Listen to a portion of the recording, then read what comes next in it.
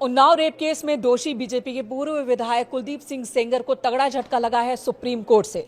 Delhi high court ने सेंगर की सजा को निलंबित कर दिया था, जिसे सीबीआई ने सुप्रीम कोर्ट में चैलेंज किया था। और सीबीआई की इस याचिका पर सुनवाई के दौरान सीजेआई की अध्यक्षता में बैठी 3 जजों की बेंच ने फैसला सुनाया और दिल्ली हाई कोर्ट से मिली राहत को रोक दिया है। यानी कि सेंगर की जो जमानत और सजा निलंबित किए जाने का आदेश हाईकोर्ट की ओर से दिया गया था, उस आदेश पर स्टे लगा दिया है सुप्रीम कोर्ट ने।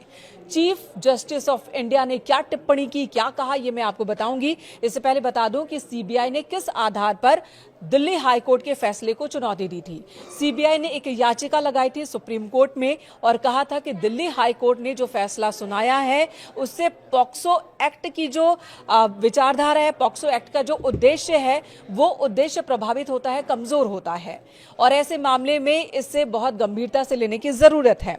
सीबीआई की ओर से यह कहा गया था कि जब कुलदीप सिंह सेंगर विधायक थे तो उन्हें लोक सेवक के तौर पर रखा जाना चाहिए था, जबकि इसे नजरअंदाज कर दिया गया। और दिल्ली हाईकोर्ट के फैसले का इस तरह के मामलों में क्या असर पड़ेगा, अदालत ने इस बात को भी नजरअंदाज किया और यह मामला हल्का कर दिया। सीबीआई की ओर से याचिका लगाई गई, एक वकील ने भी याचिका लगाई थी दिल्ली हाईकोर्ट के फैसले के विरोध में, जिस पर आज सीजेआई की अध्यक्षता में 3 जजों की बेंच ने सुनवाई की और chief justice of India Suryakant ने इस बीच टिप्पणी की कि आमतौर पर हम जमानत का विरोध नहीं करते हैं, लेकिन यह मामला बहुत गंभीर है और ऐसे में हम दिल्ली हाईकोर्ट के फैसले पर स्टे लगा रहे हैं। साथ ही सीजेआई ने यह भी टिप्पणी की कि दिल्ली हाईकोर्ट के जिस जज ने फैसला सुनाया था वो जज बहुत अच्छे हैं, लेकिन गलती किसी से भी हो सकती है। सीबीआई की ओर से दी गई दलील को सुप्रीम कोर्ट ने माना है कि हां, कुलदीप सिंह सेंगर एक विधायक हैं जो कि जनता के नेता हैं। आम लोगों की तुलना में उनकी जवाबदेही ज्यादा बनती है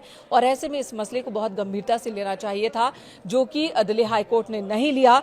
और यही वजह है कि सीजेआई की अध्यक्षता वाली 3 जजों की बेंच ने कुलदीप सिंह सेंगर को मिले जमानत को पर स्टे लगा दिया है उस आदेश पर। और सुनवाई के दौरान क्या तर्क पेश किए गए सीबीआई की ओर से, ये भी आपको बता दें। सीबीआई की ओर से पेश हुए सॉलिसिटर जनरल तुषार मेहता ने कहा कि बच्ची के साथ बलात्कार हुआ जो बेहद भयावह है।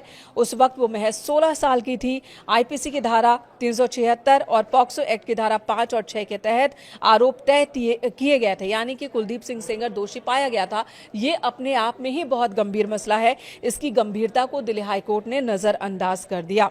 सुनवाई के दौरान सॉलिसिटर जनरल तुषार मेहता ने यह भी कहा कि अगर कोई कांस्टेबल ड्यूटी पर है और वो ऐसा काम करता है तो वो दोषी साबित होता है। कोई आर्मी ऑफिसर ऐसा काम करता है तब भी वो एग्रीवेटेड सेक्सुअल असॉल्ट का दोषी होता है। और ऐसे में कुलदीप सिंह सेंगर जो कि एक विधायक है, उन्हें भी इस दायरे में ही रखा जाना चाहिए था। इससे बाहर रखकर देखना दिल्ली हाईकोर्ट से एक गलत जेस्चर था। ये तमाम दलील दी गई, जिसे सुना सुप्रीम कोर्ट ने और उसके बाद अपना फैसला दे दिया है।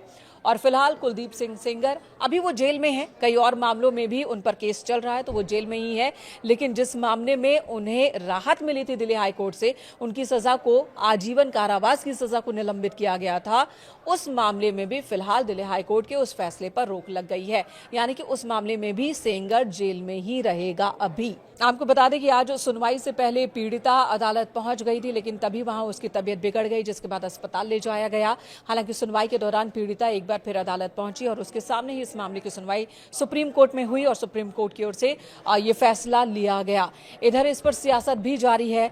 दिल्ली कांग्रेस महिला नेताओं ने खूब प्रदर्शन किया, जिन्हें हिरासत में लिया गया। वहीं सामाजिक कार्यकर्ता भी सड़कों पर उतर आई हैं और कहना है उनका कि वो उन्नाव रेप पीड़िता के साथ हैं और इंसाफ चाहिए उन्हें सुप्रीम कोर्ट से।